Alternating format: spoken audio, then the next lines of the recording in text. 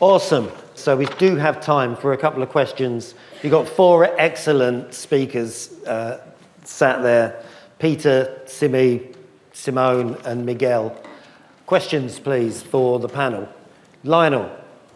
Simone mentioned in passing process, and I'm just curious, so far, we haven't heard much about that other P word. We heard about place, people, but to my mind, process is the thread that brings all this together. I'm just curious as to whether anyone's got any views on that, particularly. Can I come to you, Peter? Because people, place, process was always an IFMA mantra. Yeah, and it still is. I think we need to have processes well described that underpin the entire sort of value chain and the flow. I mean, working in the IT sector now, I've spent most of my life in the services industry, where processes are important, but not that important. How you acted in front of a client, of course, were more important. But now that we are in the tech sector, now that I'm in the tech sector, I really begin to understand how important having these processes well described, well defined, and working through, because that sort of underpins everything. So I don't think that has changed at all, Lionel, at all. It's still important.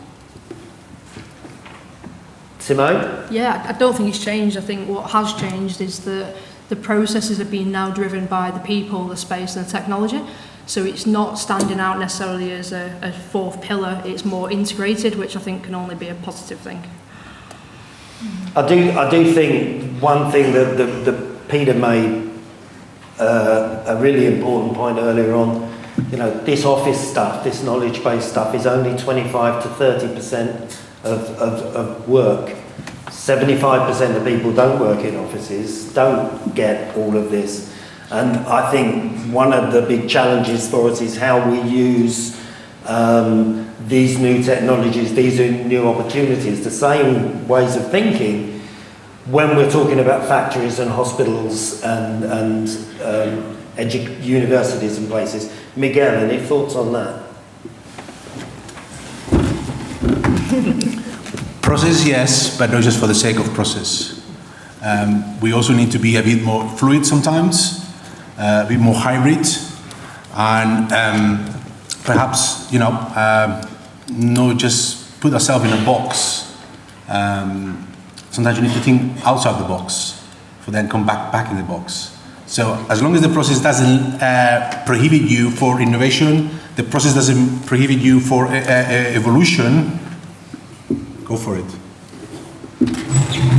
Simi, connected workspace, is that just an office thing? No, it's a workplace, but it is, even though it's called workspace, it's tailoring what we do from a technology point of view for all of our customers' sites, whether it's manufacturing, whether it's those people.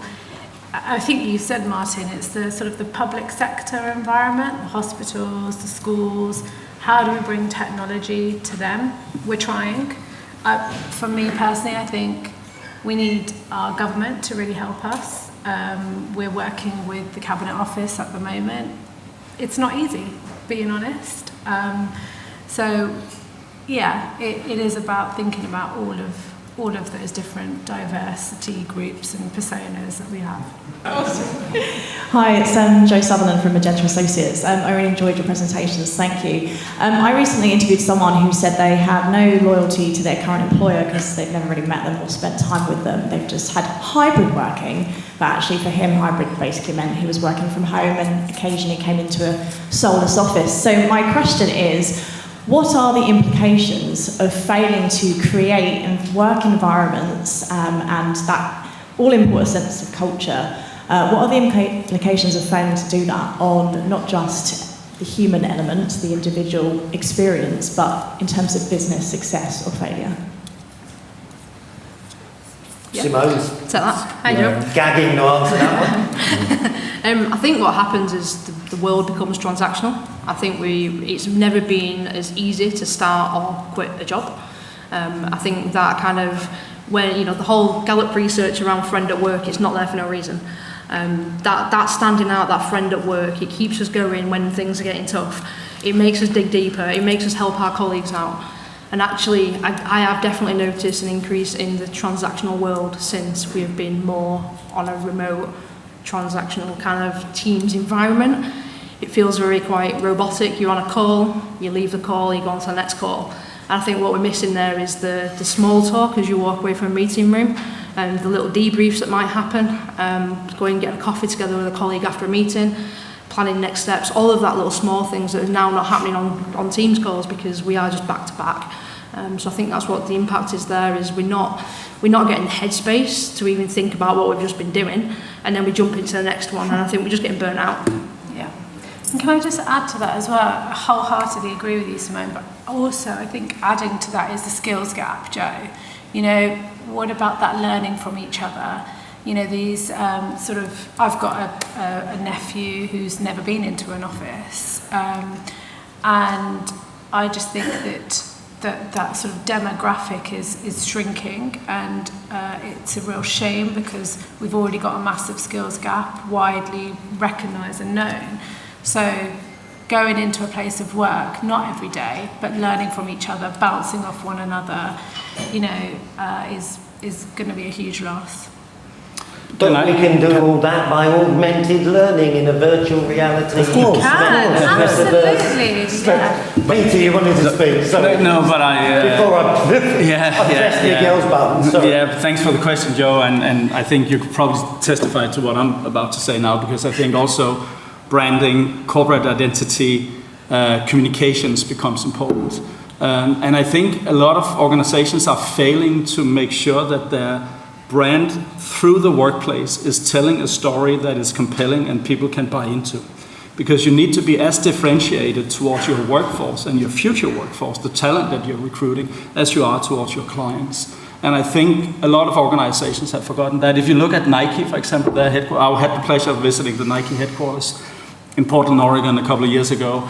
And that's a huge brand statement. It's really about what the company is all about. And I think we can all challenge ourselves to say, how do I express my brand and my corporate identity through the workplace that will attract a different kind of workers into the office or into the workplace as we move forward. And that happens for everything. Hospitals, manufacturing, offices, that type of thing. And I think we need to adapt some of that marketing thinking within our HR and facility management communities.